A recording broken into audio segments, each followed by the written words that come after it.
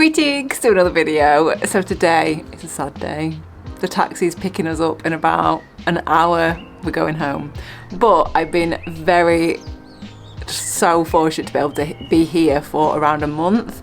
This is the third time I've visited Gran Canaria. So I thought, let's do a guide to riding in Gran Canaria if you're a cyclist, and so where to stay, routes, climbs, other little tips and tricks that I've picked up while I've been here. So I think the first thing is where to stay. So there's a massive distinction in weather, climate, and just how I guess the place looks between the north and the south.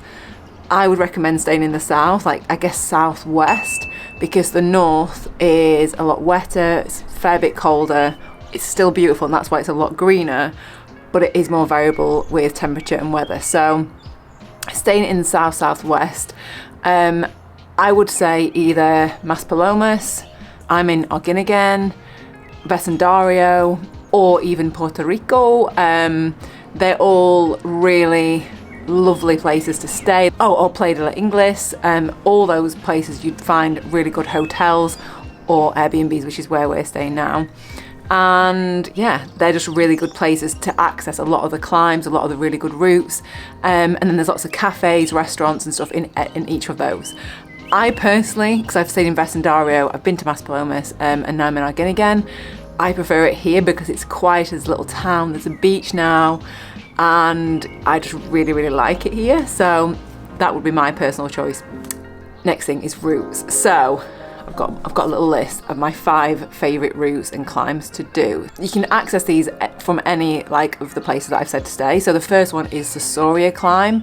It is stunning. It's actually, the actual climb itself, the segment, is only around 5k, but you have and if you don't know this, there is a thing in the Canaries called the Canarian Flat. So there's not really any flat roads, but Canarian Flat is between 3 and 6%, and there's about 15k of that before you actually get to the climb. But anyway, it's all beautiful.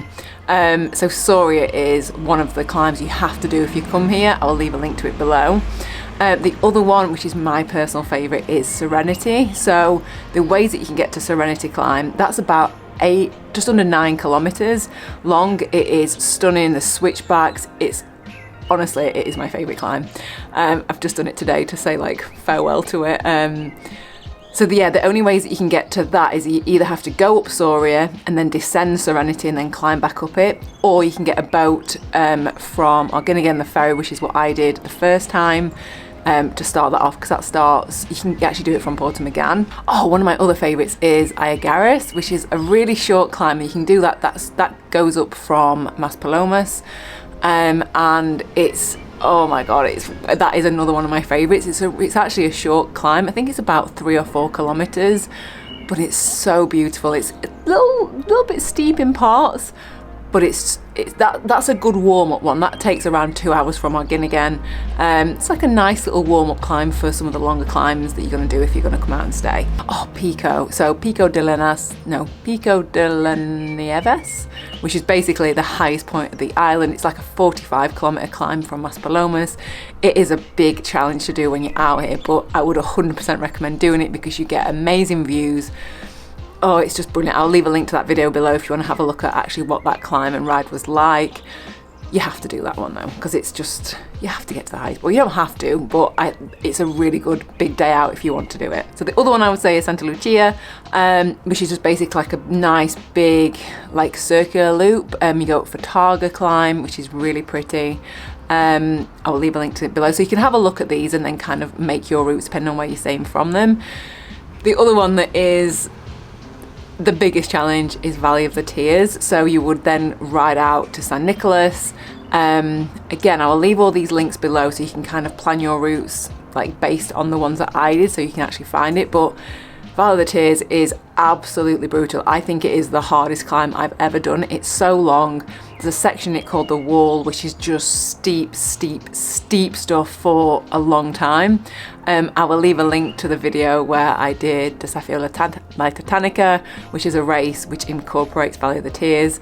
I'll leave a link to that. Go and have a look at it, but Valley of the Tears is a big challenge if you are coming out to Gran Canaria. I think that's all the main loops and routes that I've done. Again, they will all be in the description. Go and have a look. But yeah, they're all stunning, brilliant, and there are lots of shops, restaurants, cafes along each of those, so you're going to be spoiled for choice. But also try the fruit when you're out. The fruit is phenomenal.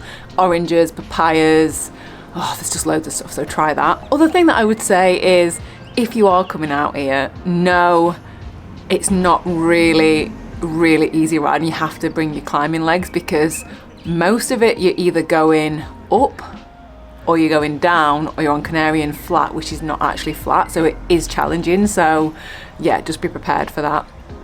Also, I would say for the roads, most of the roads are really good. However, there are quite a few that are a little bit testing, as in like they're not the greatest surface, so just be prepared for that. They're not all like smooth Mallorca roads, for example. There are some really bumpy ones.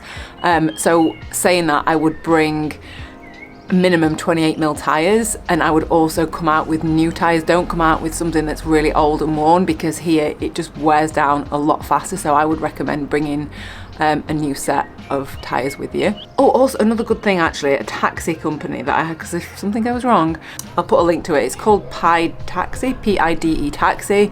It's kind of like the Uber of Gran Canaria, so you just put where you are and it will come and pick you up. So if you have any issues or you just need to get a taxi, really good, really reliable. And also, if you need any kind of bike parts, if you want to rent a bike, FreeMotion are just amazing.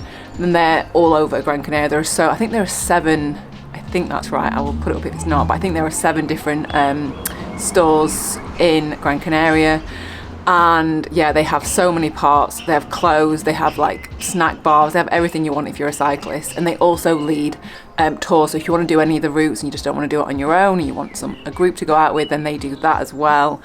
Buses here are amazing, and the ones that I've been on, you can take your bike. So if you want to go somewhere else, so if you want to go to Port Magan to do the Serenity Climb, you don't want to get the ferry, the buses here are like coaches, and you can basically just put your bike under the bus, and most drivers have been really good with it, and it is kind of like a common thing here. So massive plus if you want to travel around with your bike, and yeah, you don't want to get taxis, buses are really good. Also just for like a day out and just to kind of see like the old town. So I went to Las Palmas one day with a friend, and it was a really nice day out. So there was loads of shops, like loads of like history, and it was just a really nice change if you want to do something different to just riding bikes. Also, there's loads of water sports, which I'm going to try more of next time when I'm here. I think you can probably tell, but I just love it. I really love it. I think that's why I extended my stay, because I was meant to come home twice and I changed my flights twice because I wanted to stay longer, because I just love it. And I think so many of you will also love it as well. So I will leave all the links, all the routes, all the climbs that I recommend doing in the description. If you've got any other questions about staying in Gran Canaria, then leave them in the comments. And maybe I'll start doing this as like a series of like different places, because I want to make these places seem like easy. Because I know when I first went to Mallorca, I was like, sorry, I've just moved the chair. You're actually balanced on a chair on a printer. Because I needed that height. Oh yeah, because when I went to Mallorca, I just had no idea of climbs, where to go, where was good to stay. So I hope I hope you found this useful and helpful, and let me know if you do end up coming to Gran Canaria, because I really do love it. So I think that's everything. I'm gonna go and pack up everything up and head to the airport. Oh, next time you'll see me, I'll be back in the UK in the cold. I've checked the weather forecast. It is cold. Also, God, I'm just remembering things. Check the weather forecast here a lot, because it can get very windy, it can get very hot. And if you go up to the north, I didn't even mention that, go up to the north because it's beautiful, but check the weather because it gets very rainy up there. So yeah, I will leave my north ride video in the description as well. Sorry, it's been a bit all over the place. All right, goodbye.